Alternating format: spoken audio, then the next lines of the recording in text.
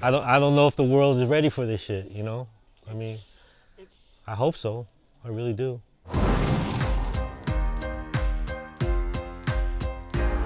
don't need recognition. I'm on a mission. I'm paying dues.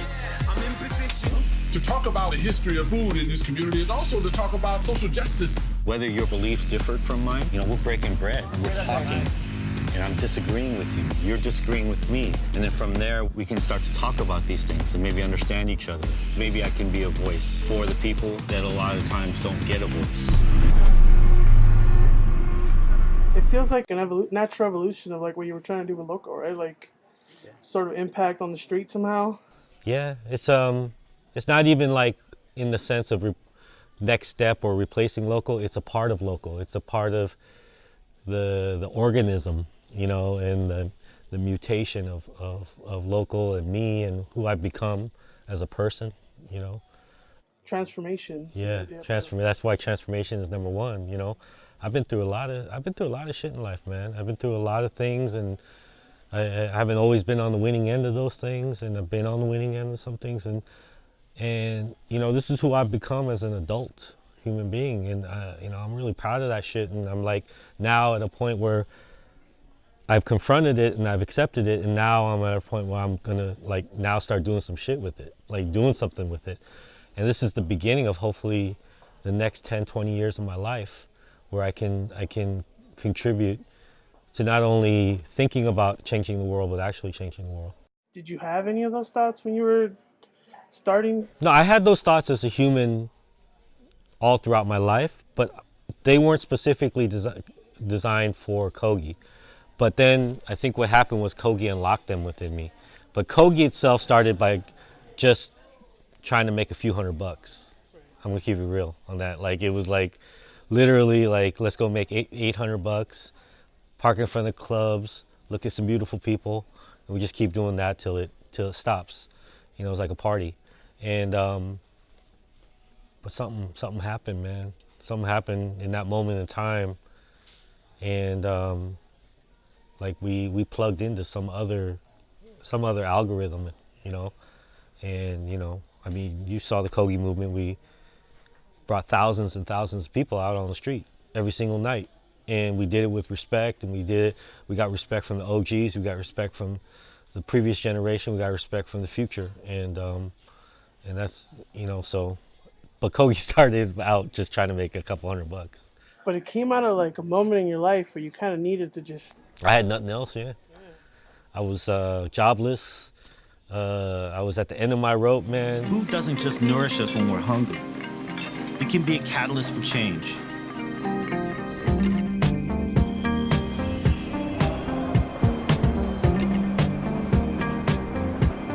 There's some amazing people out there that see the power of food in the same way I do. At the edge of downtown LA, there's a bakery called Homeboy. It goes against pretty much any business plan someone would write. Take formerly incarcerated men and women from rival gangs and give them jobs in an industry where they have no training or skill. But year after year, Homeboy continues to grow. And after 3 decades, it keeps getting stronger. All right, we have any announcements from the floor? Shoot it. There are only 2 days in the year that nothing can be done. One is called yesterday, the other is called tomorrow. So today is the right day to love, do, believe, and mostly live. So let's do that today. You watch the show, you'll see you are just a step away from making a difference. You can save a kid's life that's on the street by just buying a pizza and supporting this organization. You can help someone not go back to jail, who could become maybe a baker that changes the science of baking, that would never have that opportunity by buying your croissants at Homeboy instead of Starbucks, And so it's like we're showing how that can be possible. It feels kind of obvious that food would be so transformative because everybody eats, right? Everybody eats, and the kitchen and the food environment is a very it's like an abuela, not locking the doors on you just because you're different today, or a kitchen really absorbs and accepts you for whoever you are and finds a way to get you to be something, even though you think you might be nothing, you know?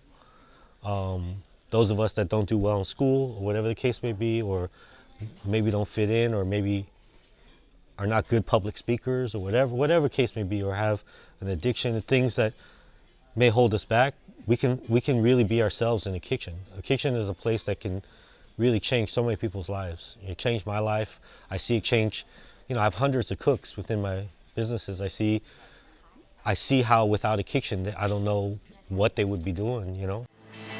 But there's a real gap when it comes to supporting youth at risk before they get caught up in the prison industrial complex. And there's a pizza shop in the valley that's trying to fill that gap. Mar Diego isn't just serving lunch. With a restaurant dough girl, Mar's on a mission to give young people the chance they never had. Anything you want to say about the show specifically, like to people that are gonna watch it? Yeah, I especially since the LA Taco audience, the show is about us. It wasn't even a political destination point to put people that look like us, that are us, that speak like us, that live like us, that again, that are us, not even like, are us on screen. It wasn't a quota. I didn't even think of that. But now going back in the editing room and seeing the whole show, I see it for hours and hours every single day, right? Every motherfucker on there is brown, man. You know, brown or black, and like, it's fucking cool. But it's like you don't see them that way because you just see it as humans. And I made the show that I've always wanted to make, man. And the director, I couldn't have made it without James, couldn't have made it out with the team, because we really just put the camera on our lives, and that became major television, without having to like try to manipulate it to make sense to some audience. And when you see it and you accept it and kind of digest it, it's beautiful. Because I see that I'm trying to get to a point, and you could cut all this shit off if it doesn't make sense, because I'm a little stoned. So, but I'm getting to a point with this show where, like, when you see a lot of minorities on television, there's always a point where that has to be a point, right? And where that thing has to make a statement, or that thing has to stand out, or there's some narrative or curated direction of that. But this show doesn't have that. This show is just life, right? But because the camera was around, it shows everyone. Doesn't matter color, race, creed, nothing.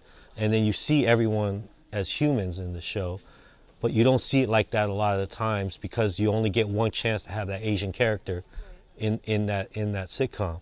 And so you get an amalgamation of who we are as a race versus seeing us individually. This show lets you see us individually. That's what I want to say to you. I'm just challenging conventional thought that a business can thrive in other ways than money. Here's a business, here's a purpose. Heart disease rates, the diabetes rates, the obesity rates, the cancer rates, they're all exponential. There's no way to be confused about why these things are happening when you look at what food is available. How do you create a community that believes that everybody belongs and is willing to infuse hope for whom hope is foreign? You're presented sometimes with that moment where you have to rise. Thousands of people on the street, starving. How are you going to feed them? And that's Broken Bread. So if you support it, we'll keep moving, you know? Thank you. Appreciate that.